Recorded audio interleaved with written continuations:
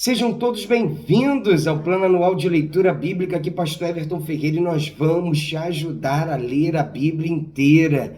A Bíblia 365 de noite da SBB, ela já tem um plano todo organizado. Estaremos disponibilizando as páginas da nossa Bíblia aí para vocês. É só você vir com a gente. Se você não é inscrito no canal, se inscreva no canal. Se inscreva no canal, dá o like e compartilhe para os seus contatos e grupos. Está chegando novo? Segue daqui para frente, temos uma playlist aqui no nosso canal Leitura Anual Bíblica. Entra nela e vá atualizando aos pouquinhos, tá certo? Vamos à leitura de hoje. Que dia maravilhoso, né? O dia 300, uma nova fase na leitura. Vamos lá. Abacuque capítulo 2, iremos ler, Miqueias também capítulo 6 e Lucas capítulo 13. Abacuque 2. Estarei na minha torre de vigia, ficarei na fortaleza e vigiarei para ver o que Deus me dirá e que resposta eu terei à minha queixa. Nova resposta de Deus.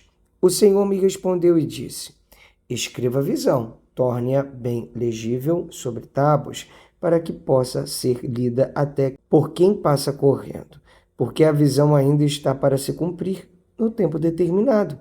Ela se apressa para o fim e não falhará. Mesmo que pareça demorar, espere, porque certamente virá, não tardará. Eis que a sua alma está orgulhosa, a sua alma não é reta nele, mas o justo viverá pela sua fé. Assim como o vinho é enganoso, também o arrogante não se contém. O seu apetite é como a sepultura, ele é como a morte, que nunca se farta. Ele ajunta para si todas as nações e congrega todos os povos. 5 ais sobre os caldeus. Não é fato que todos esses povos proferirão contra ele um provérbio, um dito em tom de zombaria? Eles dirão: ai daquele que acumula o que não é seu. Até quando? E daquele que se enche de coisas penhoradas. Será que não se levantarão de repente contra você os seus credores e não despertarão aqueles que farão você tremer? Você lhes servirá de despojo, visto que você despojou muitas nações, todos os povos que restaram virão despojá-lo, porque você derramou muito sangue e cometeu violência contra a terra, contra as cidades e contra todos os seus moradores.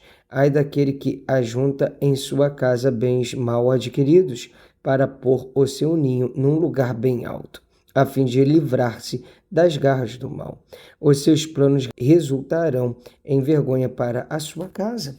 Ao destruir muitos povos, você pecou contra a sua própria vida, porque as pedras das paredes clamarão contra você, e as vigas do madeiramento farão eco.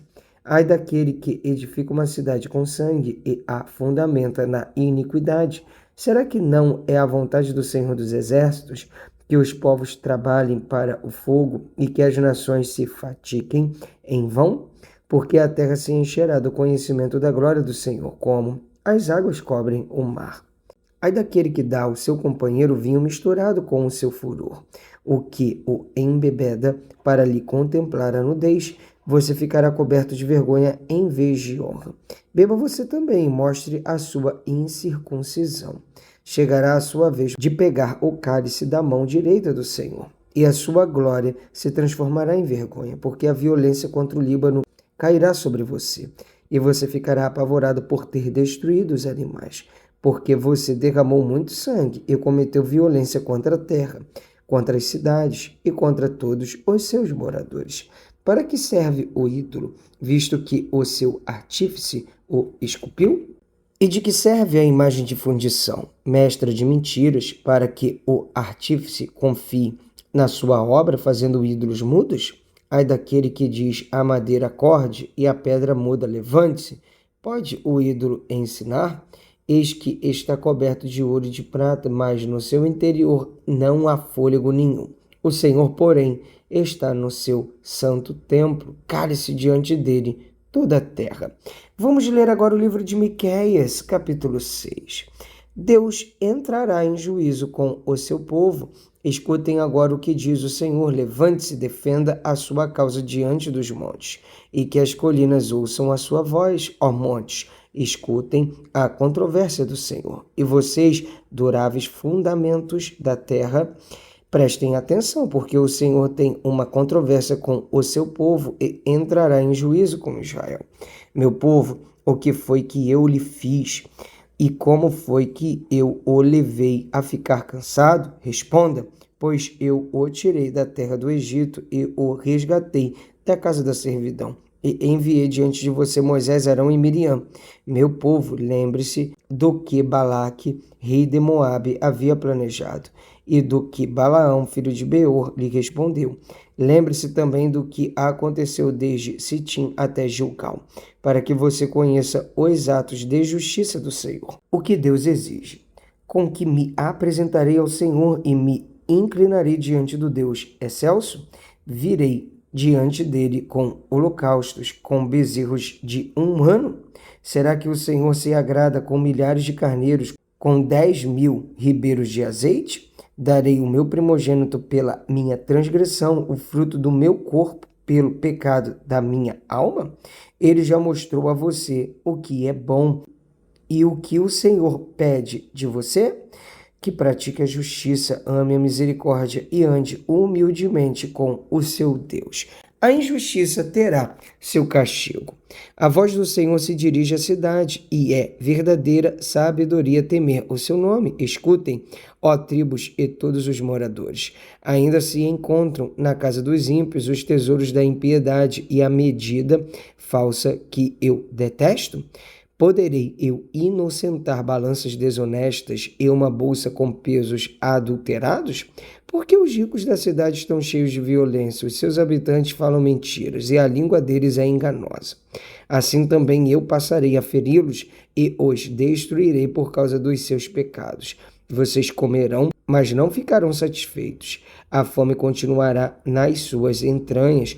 Tentarão pôr os seus bens a salvo, mas não conseguirão preservá-los. E aquilo que preservarem, eu entregarei à espada.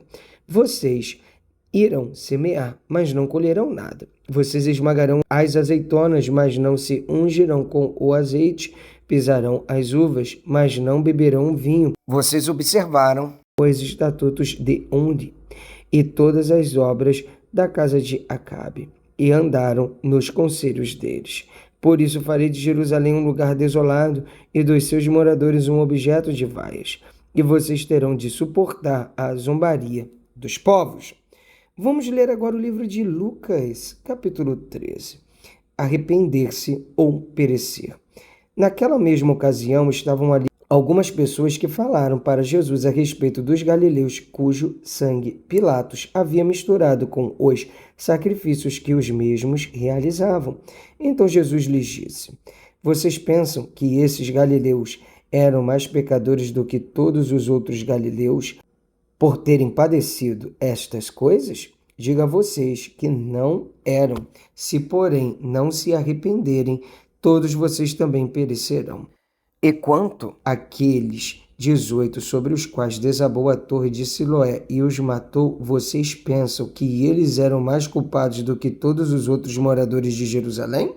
Digo a vocês que não eram, mas se não se arrependerem, todos vocês também perecerão. A parábola da figueira estéril.